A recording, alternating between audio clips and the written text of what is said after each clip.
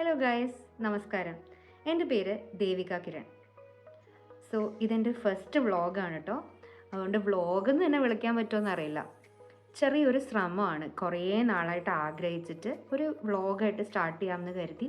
അങ്ങനെ ന്യൂ ഇയറൊക്കെ അല്ലേ, അപ്പോൾ ന്യൂ ബിഗിനിങ്സ് ആയിക്കോട്ടെ എന്ന് വിചാരിച്ചിട്ട് സ്റ്റാർട്ട് ചെയ്യുന്നൊരു വ്ളോഗാണ്.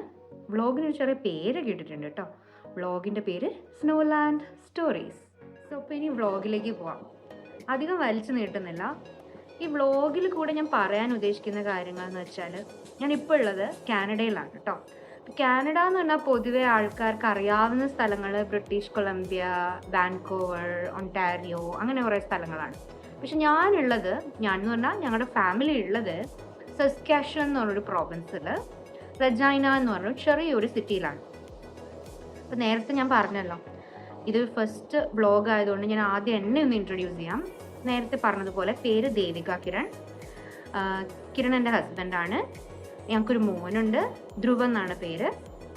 അവനിപ്പോൾ ഗ്രേഡ് 3-ലായി, 8 years ഓൾഡാണ്. സ്നോലാൻഡ് സ്റ്റോറീസിൽ കൂടെ നമ്മൾ പറയാൻ ഉദ്ദേശിക്കുന്നത്, നേരത്തെ പറഞ്ഞല്ലോ സസ്കാഷൻ എന്ന് പറഞ്ഞൊരു പ്രോവിൻസിലാണ് ഞങ്ങളുള്ളത്. അപ്പം ഞങ്ങൾ ഇങ്ങോട്ട് വരാൻ നേരത്ത് നമ്മൾ ഒത്തിരി പേരുടെ അടുത്ത് ഇങ്ങനെ ഒരു പ്രൊവിൻസിനെ കുറിച്ചും ഈ ഒരു റജൈന എന്ന് പറഞ്ഞ സിറ്റിയെക്കുറിച്ചൊക്കെ അന്വേഷിച്ചു.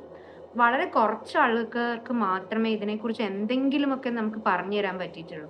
അപ്പം ഞങ്ങൾ വിചാരിച്ചത്, ഈ ഒരു വ്ളോഗിൽ കൂടെ ഇനി കാനഡയിലേക്ക് വരാനും ഈ പ്രൊവിൻസിലേക്ക് വരാനും ആഗ്രഹിക്കുന്നവർക്ക് എന്തെങ്കിലും രീതിയിൽ, ഒരു ചെറിയ രീതിയിലെങ്കിലും നമ്മുടെ വ്ളോഗ് യൂസ്ഫുൾ ആയിക്കോട്ടെ എന്ന് വിചാരിച്ചിട്ടാണ് ഇങ്ങനൊരു വ്ളോഗ് സ്റ്റാർട്ട് ചെയ്യുന്നത്.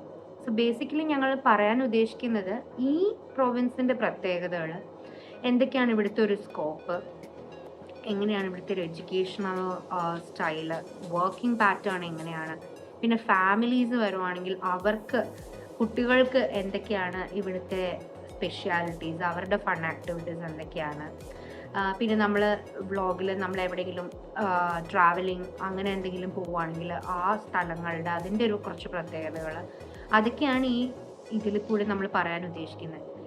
ഞാൻ ബേസിക്കലി നമ്മുടെ ഈ സസ്കാഷൻ എന്നൊരു പ്രൊവിൻസ് ടൈപ്പ് ചെയ്ത് കൊടുത്താൽ എന്തെങ്കിലും ഒരു വീഡിയോ കിട്ടുമ്പോൾ ആൾക്കാർക്ക്, മറ്റുള്ളവർക്ക് കുറച്ച് യൂസ്ഫുൾ ആയിക്കോട്ടെ എന്ന് വിചാരിച്ചിട്ടാണ് ഇങ്ങനൊരു വ്ളോഗും കൂടെ സ്റ്റാർട്ട് ചെയ്യുന്നത്. ആദ്യം കുറച്ച് ജനറൽ ഡീറ്റെയിൽസ് ഞങ്ങളെക്കുറിച്ചുള്ള കാര്യങ്ങൾ പറയുകയാണെങ്കിൽ, ഞാനിപ്പോൾ കാനഡയിലേക്ക് വന്നിട്ട് ഏകദേശം ഒരു 2 years കംപ്ലീറ്റ് ആവുന്നതേ ഉള്ളൂ. എൻ്റെ ഫാമിലി വന്നിട്ട് 9 months ആവുന്നതേ ഉള്ളൂ. ഞാൻ 2 years ആയി എന്ന് പറയുമ്പോഴും എൻ്റെ മനസ്സ് പൂർണ്ണമായിട്ടും കാനഡയിലേക്ക് എത്തിയോ എന്നുള്ള കാര്യം എനിക്കിപ്പോഴും അറിയില്ല. കാരണം അതിന് കുറേ റീസൺസ് ഉണ്ട്. അത് ഞാൻ വഴിയെ അടുത്ത വ്ളോഗിലൊക്കെ ആയിട്ട് ഇങ്ങനെ പറയാമല്ലോ. അപ്പോൾ ഹസ്ബൻഡും മോനും വന്നതിന് ശേഷമാണ് ഞാൻ കുറച്ചൊക്കെ ഇവിടെ ഒന്ന് എക്സ്പ്ലോർ ചെയ്യാൻ സ്റ്റാർട്ട് ചെയ്തിരിക്കുന്നത്. അപ്പോൾ ആദ്യം ഞാൻ വന്നത് സ്റ്റഡി വിസയിലാണ്. അപ്പോൾ ഇപ്പോൾ 2 years ആയപ്പോഴത്തേക്കും, 2 years ആവുന്നെന്ന് പറഞ്ഞല്ലോ. അപ്പോൾ ഏകദേശം എൻ്റെ കോഴ്സ് ഇപ്പോൾ തീർന്നു. അപ്പോൾ ഇപ്പോൾ എനിക്ക് കുറച്ച് വിൻ്റർ ബ്രേക്ക് ഒക്കെ കിട്ടി. അതുകൊണ്ടാണ് ഈ വ്ളോഗൊക്കെ ഒന്ന് സ്റ്റാർട്ട് ചെയ്യാം എന്ന് വിചാരിച്ചു. കുറച്ച് സമയം കിട്ടി.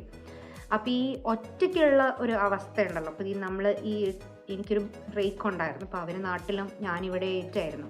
ഈ ഒറ്റയ്ക്കുള്ള കുറച്ച് പീരീഡ് ഉണ്ടായിരുന്നു.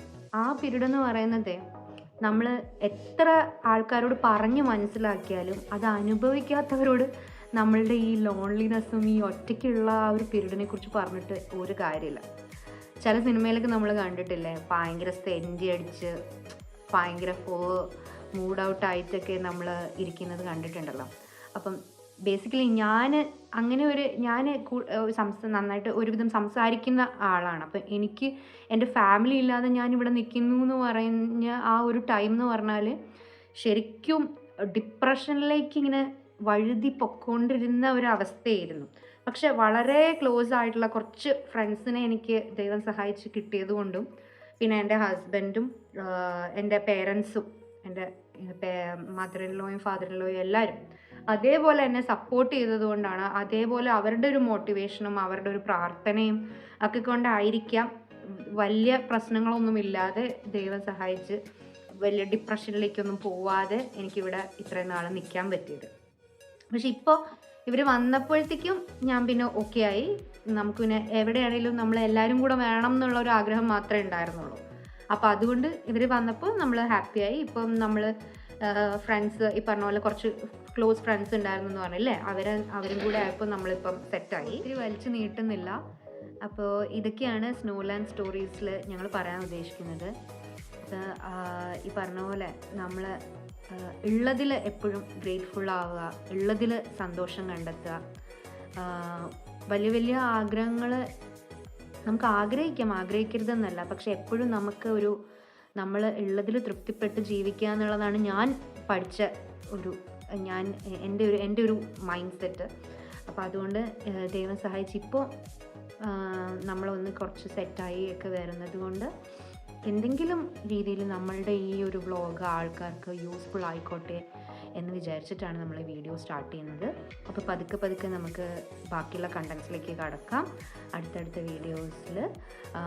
അപ്പോൾ ദയവ് ചെയ്ത് എല്ലാവർക്കും ഇഷ്ടപ്പെട്ടെങ്കിൽ നെക്സ്റ്റ് വീഡിയോയിൽ കാണാം. Until then bye.